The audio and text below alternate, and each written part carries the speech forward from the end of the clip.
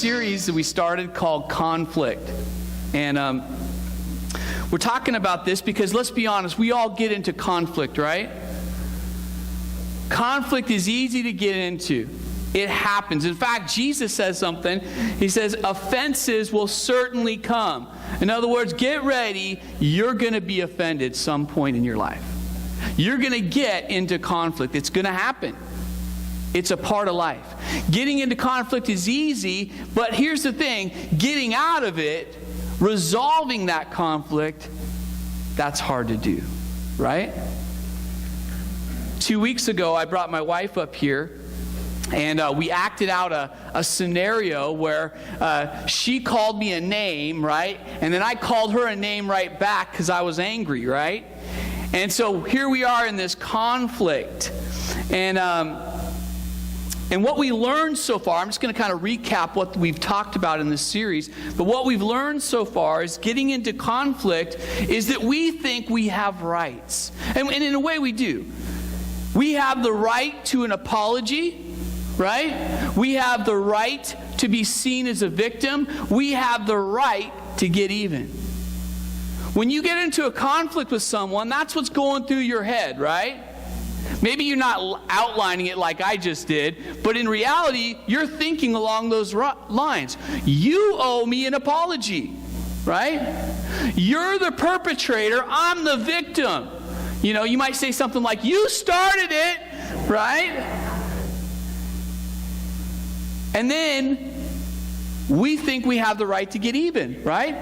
Well, you did that to me, so this is why I did that to you, right? We're all about our rights. You owe me this. You owe me that. And that's often how we respond to conflict. Demanding our rights. But here's the thing. Demanding your rights doesn't resolve the conflict, right? If I try to get even though maybe my wife started and called me the name first, if I get even, it's not like, okay, now we're even, it's all good, right? And we just kind of walk away, right? It doesn't work that way. You guys know that, right? That's not how it works. If you want to resolve conflict, you've got to do something different. Demanding your rights doesn't do it. And the truth is, it actually makes it worse. So what we've learned so far is that if we want to truly resolve conflict, we got to take a different approach. We got to take God's approach to handling conflict. God's approach is the only one that works. And God's approach goes like this. You step away from the other person and you deal with you first, right? And the first thing you do is you get your attitude straight. And what that is you need to, and the first part of your attitude that needs to get straight is you need to prioritize the relationship, healing the relationship over your rights. In other words, even if it means you sacrifice your rights, you're willing to do that, to heal the relationship. You got to get your attitude straight, right? You got to get the attitude straight. So what does that look like? Well, we've talked about it over the past couple weeks. The first thing is we need to be able to overlook minor offenses, right? We got to let people have a bad day, all right? Now, if it's serious enough, if it's caused a rift between you and this other person, if it's offended you deeply, you need to deal with it, right? You need to definitely deal with it, with this other person. But if not, if it's something you can just overlook and say, you know what, she was having a bad day, I get it, you know what, I'm just going to let it go. Then you need to be able to do that, all right? The next thing is, we need to show unconditional forgiveness. This is hard, right? Nobody likes this part, right? Because again, we're talking about our rights, right? But she did this, and she did that, and she did this. But we got to ignore all that and say, you know what? I need to forgive her. Regardless of what she did, I need to forgive her. Why? Because Jesus forgave me. I wasn't worthy either. You weren't worthy. And yet he came onto this earth and died in your place and offered you forgiveness when you weren't worthy. He didn't demand his rights. He didn't demand all those things. He could have, but he didn't. He sacrificed himself for you and showed you unconditional forgiveness. And because of that, he says, I want you to do the same thing to that person that offended you. So we show them unconditional forgiveness. That means you got to say, okay, what they did, all right, it was wrong, but I'm going to release them. That's what forgiveness is. Forgiveness is simply saying, I release you from responsibility for that wrong. You don't owe me anything. That includes an apology, right? We're going to talk about that in just a second. An apology includes anything. I don't have the right to get even anymore. I'm releasing you from that debt. As far as I'm concerned, we're square. That's forgiveness. The last thing we talked about last week, we talked about taking responsibility for your part. So you've shown forgiveness. Now you need to say, okay, this conflict, what part did I play? What did I do to either start it or fuel it, right? Like take my wife and I's little play acting situation. She called me a name. What did I do? I called her a name right back, right? So immediately, I played a part in this conflict. Regardless of what she did, I called her a name. And that was wrong, right? And so I need to deal with my part. First, I need to deal with God, right, over my part, because I called his daughter that horrible name, right? I need to get right with God. And then I need to go to her and I need to confess my part. All right? But here's the thing. So we do all that, right? But the relationship still isn't healed, right? Why is that? It's because even though I've forgiven the other person, and I've taken responsibility for the conflict that I've done, the damage that I've done, the relationship is still damaged. Why? Because the other person needs to take responsibility for their part. Only then can there be true reconciliation and healing in the relationship. Now, here's where people get mixed up. We talked about forgiveness, right? Forgiveness is instantaneous. When someone wrongs you, you better forgive them instantly, okay? As soon as you can, you forgive them. There is no waiting, okay? It is that serious. You forgive them right away. Reconciliation doesn't necessarily have to happen instantly, okay? Reconciliation is a process, all right? Take Jesus. Jesus offered us forgiveness, right? But it's not until we take responsibility for our sin, right? And ask him to forgive us that we are reconciled with God, right? He offered his forgiveness, but it's not until we take care of our part that we are reconciled. So what does that mean? That means, see what happens is a lot of people, they think that when you forgive, that the relationship just gets reset and everything's fine, everything's good. And that causes a lot of problems for people. They don't want to forgive because they think, oh, I just got to forgive them, and then everything goes back to the way it was. And there's still this hurt. There's still this part that this other person hasn't taken responsibility for. That's not how it works. You forgive them, yes. But reconciliation is a process. And reconciliation is both people working their issues out. Okay? You see, relationships are built on mutual trust. And it's hard to put your trust in someone who's hurt you and not taking responsibility for that. Because if they don't acknowledge what they've done, they may do it again, right? So there are times when we may need to confront the other person about what the wrong that they've committed against us. Now, how many of you love that word, confront, right? Nobody likes that word. Well, I shouldn't say nobody, but most people don't like that word, right? I hate that. I don't like to confront people. I really don't. But sometimes it's necessary. Sometimes it's necessary. Now, I talked about last week, I talked about how when you take responsibility for your part, that what happens is it can often cause the other party to feel conviction over their part, right?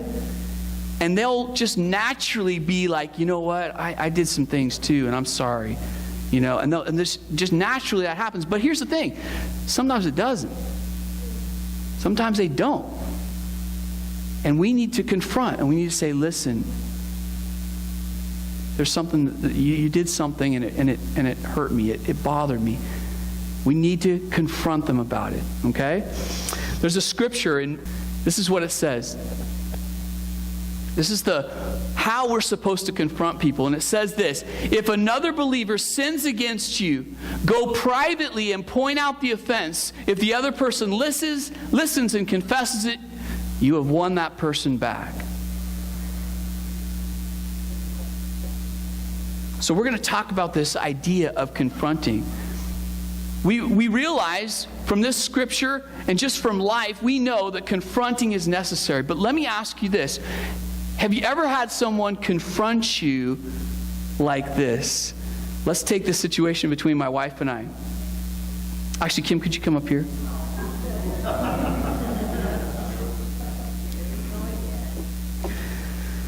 Can you imagine if here my wife and I had this conflict, and I dealt with myself, I forgave her, okay, I forgive her, and I got myself straight with God, and I realized, okay, I shouldn't have called her a name, okay.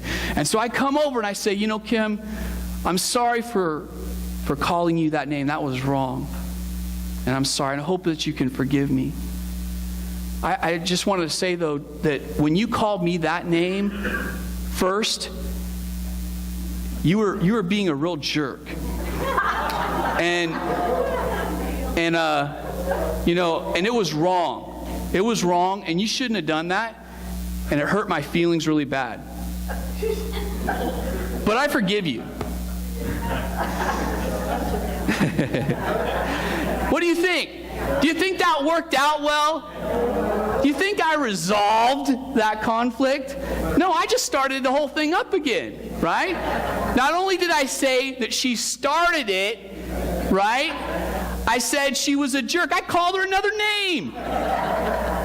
Right? I used this opportunity to get even. Right?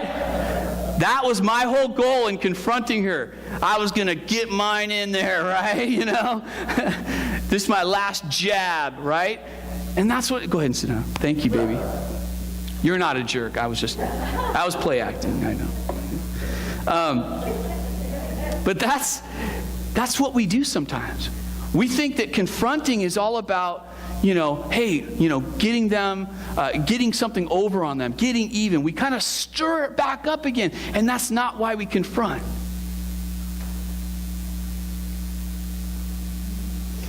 If my goal, as I talked about already, if my goal was to heal the relationship, then if I do things the way I just did them, I just blew that out of the water, right?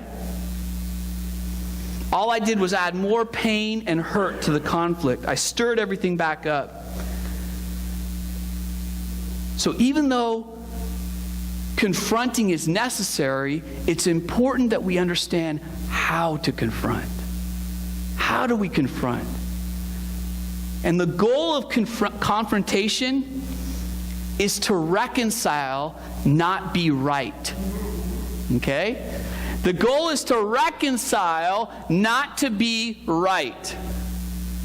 Listen to this. Notice the last line in the verse. Last line in the verse. It says this: if the other person listens and confesses it, you have won the person back. That's the goal right there. To win them back. Let me put it this way. Your goal when you're confronting is to win them over, right? It's not to win over them. Right? That's an easy way to understand it. Your goal in confronting is to win them over, not to win over them. Okay? You're trying to restore the relationship. This is not an opportunity to attack them, right? It's not an opportunity to get even. You have to remember that at this point in the process, you've already forgiven them. You've already released them from all responsibility for the wrong that they've done to you. You got to keep that straight in your head. You've already released them. So regardless of what they say or do at that point, as far as you're concerned, they owe you nothing.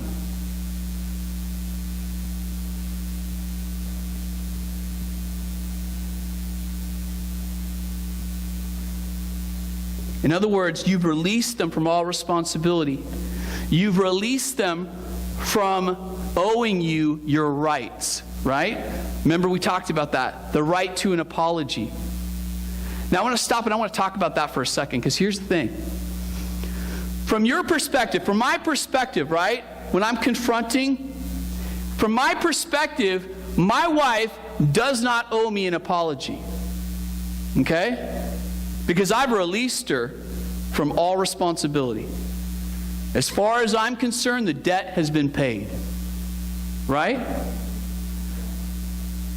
But from her perspective, because she wants to be right with God, and God says that we need to confess our sins and we need to seek forgiveness, from her perspective, she does owe me an apology. Right? And that's how we got to see things. I'm not here to demand my rights, because I don't have any anymore. I gave them up. I released her. So she does not owe me an apology from my perspective. But from her perspective, she does. She has a responsibility to apologize for what happened, so that she can be right with God and she can heal the relationship. You guys understand that? All right. So we give up our right to an apology. We give up our right to be seen as a victim. We give up our right to get even. Here's the thing. No matter what this person says or does, as far as I'm concerned, they don't owe me. She doesn't owe me anything. There are only two reasons why I'm confronting. One, to heal the relationship between her and God. I'm confronting so she realizes that she made a mistake. She did something wrong. She may not realize it. Right? Now, in the situation that we just talked about where she called me a name, it's kind of a no-brainer, right? But there are other situations where maybe she doesn't realize what she did was wrong. And I need to help her understand that so that she can get right with God. You understand that? The second reason is to restore the relationship between her and I. That's why I'm confronting, so that there can be healing. Because like I said before, if she doesn't take responsibility then and acknowledge that what she did was wrong, she may do it again. And so to heal this relationship, to reconcile this relationship, she needs to take responsibility for that. So those are the only reasons I'm confronting. I'm not confronting to get even, right? I'm not confronting so I can be seen as right. I'm just simply looking out for her best interest and our best interest. So how should we confront? Well, if you go back to this verse, it says this. It says, if another believer sins against you, go privately. Go privately. A lot of times what we do when someone hurts us is we go talk to all of our friends and tell them all the horrible things that they did to us. Right? We go on Facebook. Right? Facebook is our friend. Right? Just plaster it all over and tell them, man, do you know what my wife called me?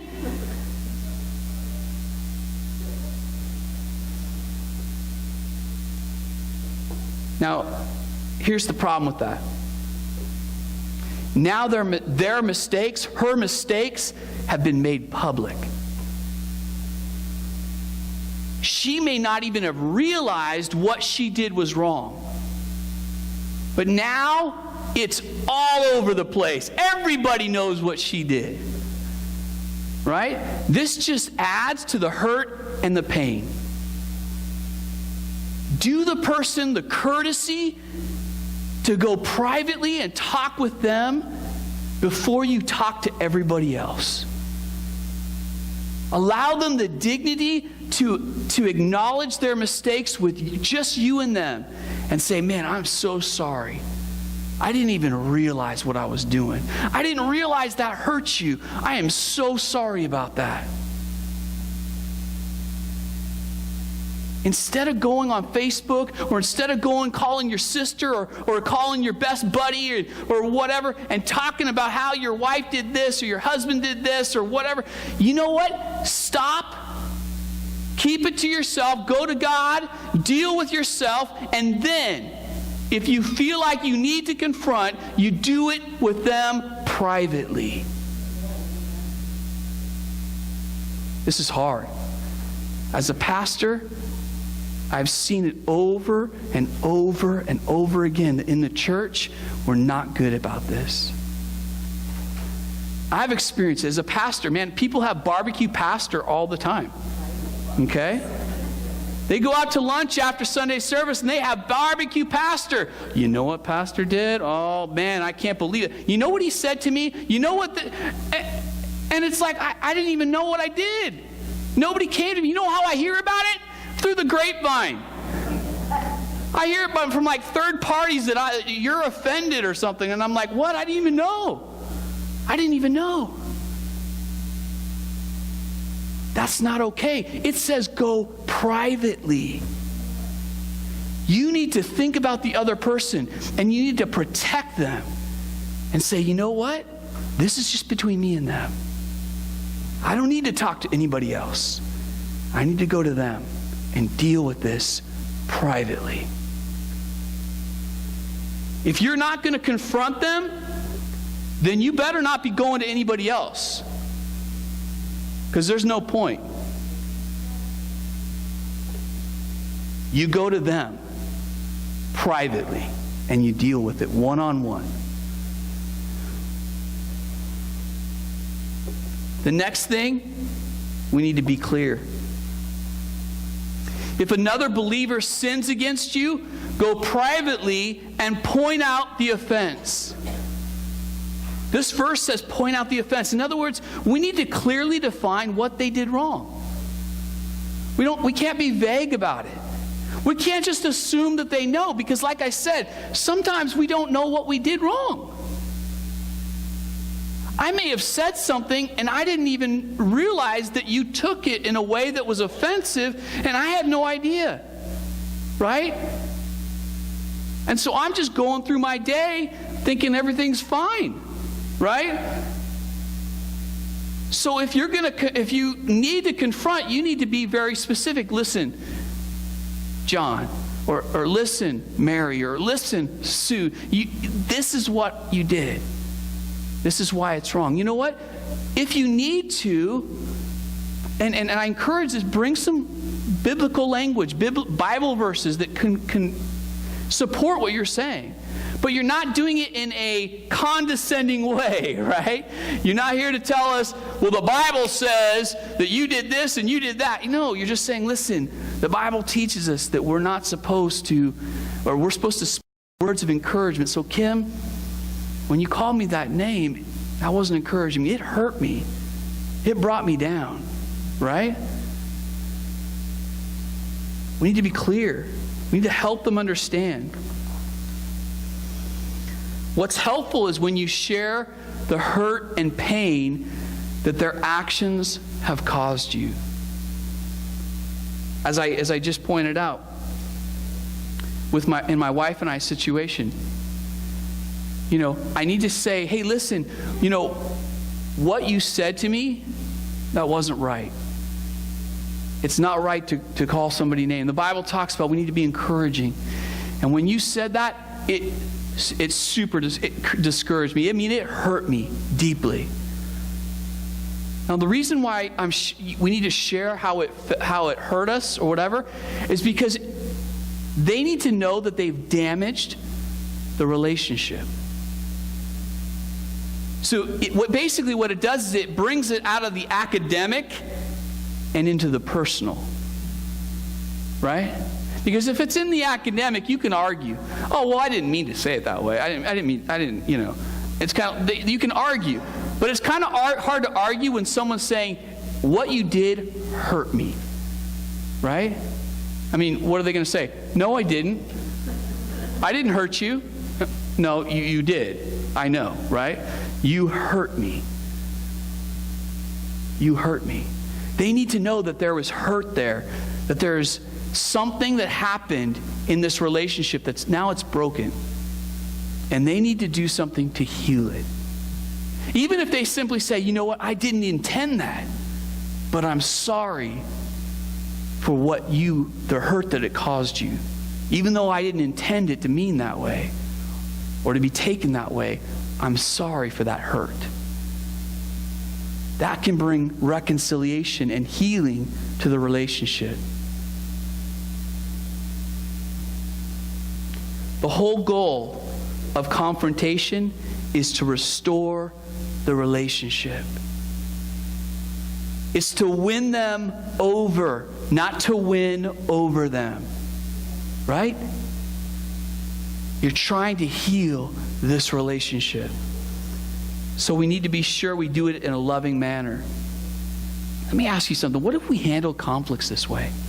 This is the end of this series. What if all of us handle conflicts the way we've been talking about throughout this series?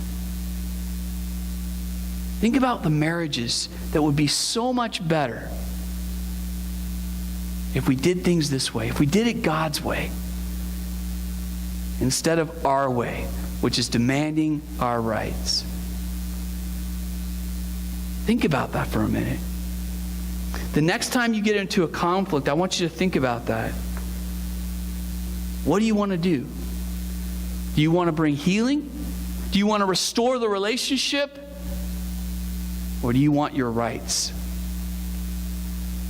Do you want your rights? Because you can't really have both. You got to decide.